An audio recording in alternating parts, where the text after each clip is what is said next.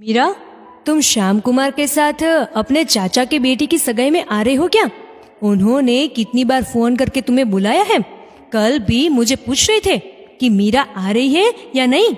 तुम बताती नहीं, तब तक मैं क्या कहूँ। इस बार जल्दी आ जाना। तुम्हारी बड़ी दीदी तो लंदन से शादी के दिन ही आ पाएगी, भाई भी अगले दिन आएगा। तुम हो सके तो जल्दी आ जाना। रमा जी ने अपनी बेटी मीरा से फोन में कहा। मीरा ने कहा, माँ, अभी से नहीं बता सकती कि मैं कब आऊंगी, पर इनसे बात करके बताती हूँ क्या हो सकता है। रमा जी ने गुस्से से कहा, क्या हो सकता है? क्या मतलब? मायके के रिश्ते भी कुछ होते हैं, उसे भी निभाना जरूरी होता है। शादी हो चुकी है तो क्या हो गया? मायके का प्यार और दुलार को शादी के बाद भूल जाना नहीं चाहिए। चाचा चाची ने ही तुझे बड़ा किया है। अगर श्याम कुमार नहीं आ सकते तो तुम अपने बेटे को लेकर आ जाना। तुम अगर अपने पति को नहीं बता सकती तो मैं फोन कर देती हूँ, आना तो पड़ेगा ही।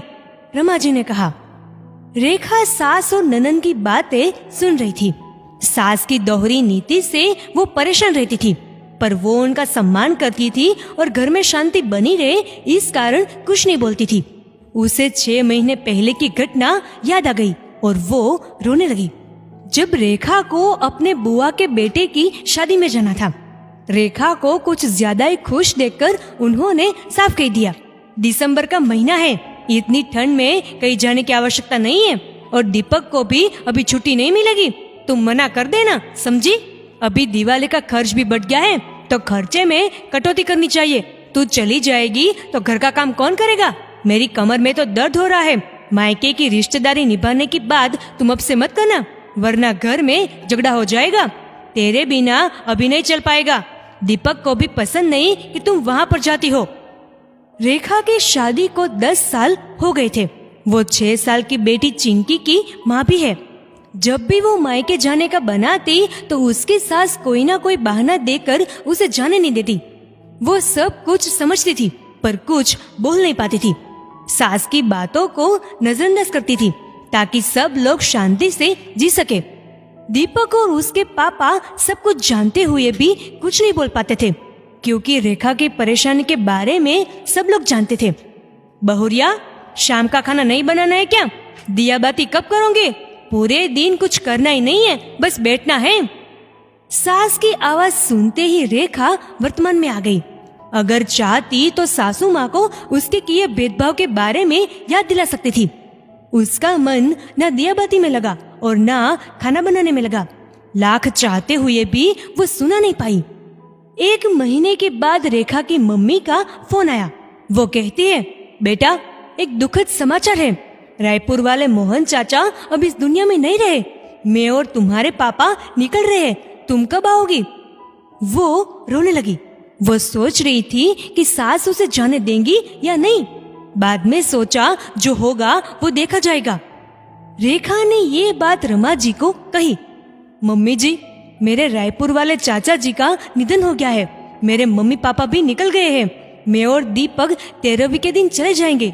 दीपक ने भी यही कहा है।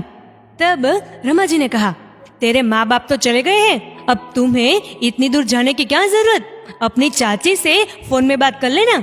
इतने दूर जाने में कितना खर्चा हो जाता है। दीपक से मैं बात कर लूंगी। वो बिना सोचे समझे कुछ भी निर्णय ले लेता है। पैसा कमाने तुम्हें नहीं जाना पड़ता, उसे जाना पड़ता है। तुम भी बिना सोचे समझे उसे कुछ बताया मत करो। ये बात सुनकर रेखा ने कहा, पर मम्मी जी, चाचा जी मुझसे बहुत प्यार करते थे, मेरे पिता के समान थे। मेरी शादी में इन्होंने मेरे पापा को सहयोग दिया था।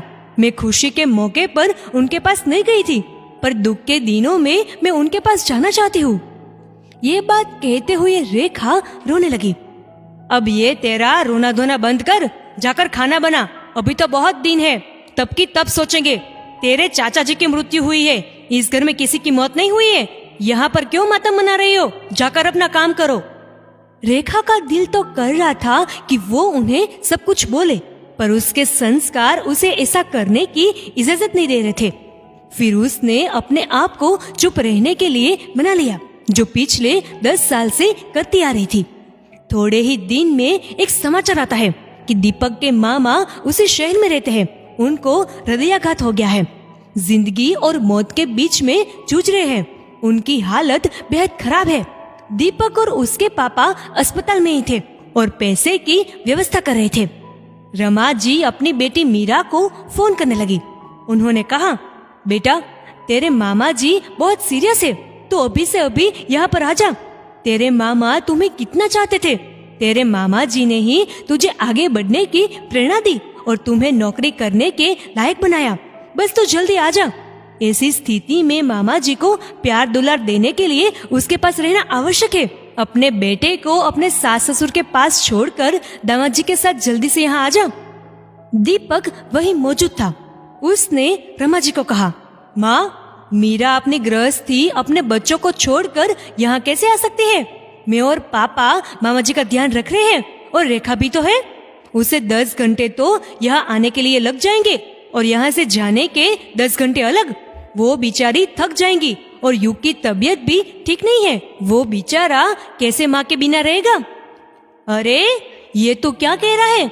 वो मत भूल कि मीरा इस घर की बेटी है। मामा जी की तबीयत को जानने के लिए उसे आना चाहिए। उसे रोक मत, आने दे। पता नहीं शादी के बाद कैसी कैसी सोच डाल रखी है। मेरी सोच को मेरी शादी से कोई लेना देना नहीं है। सोच तो आपकी बदल गई है। आपकी सोच दोहरी हो गई है, जो बहू के लिए अलग और बेटी के लिए भी अलग है। रेखा अपने मायके जाने के लिए कितना रो रही थी, पर आपने उसकी एक न सुनी। वो भी तो किसी की बेटी है। उसके चाचा जी से भी उसे विशेष लगाव है। उसके चाचा जी उसे बहुत प्यार करते थे, तो क्यों न जाए 13वीं में। वो जाएगी और 15 दिन अपने पियर में रुक के आएगी। मैं भी उसके साथ जाऊंगा। अगर वो चाहे तो ज्यादा दिन रुक सकती है। मैं टिफिन बाहर से लाया करूंगा और पूरे दिन की काम वाली आकर सब काम कर देगी। आपको कुछ करने की जरूरत नहीं है।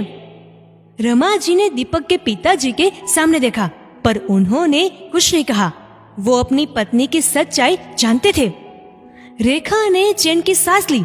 दूसरे दिन मीरा आई और अपने मामा जी को देखकर चली गई और कुछ ही दिन में रेखा भी अपने पियर गई। दोस्तों, अगर आप गलत बातों को चुपचाप सुन लेते हो तो उनको कभी गलती का एहसास नहीं होगा। कोई व्यक्ति अपने से बड़ा है इसलिए उसको सम्मान मत दो, पर उनका व्यवहार सम्मान करने के लायक है इसलिए उनका सम्मान करो। कभी कोई बुजुर्ग व्यक्ति गलती करते हैं तो उन्हें विनम्रता से, प्यार से अपनी बात कहो। याद रखना, बहू भी किसी की बेटी होती है।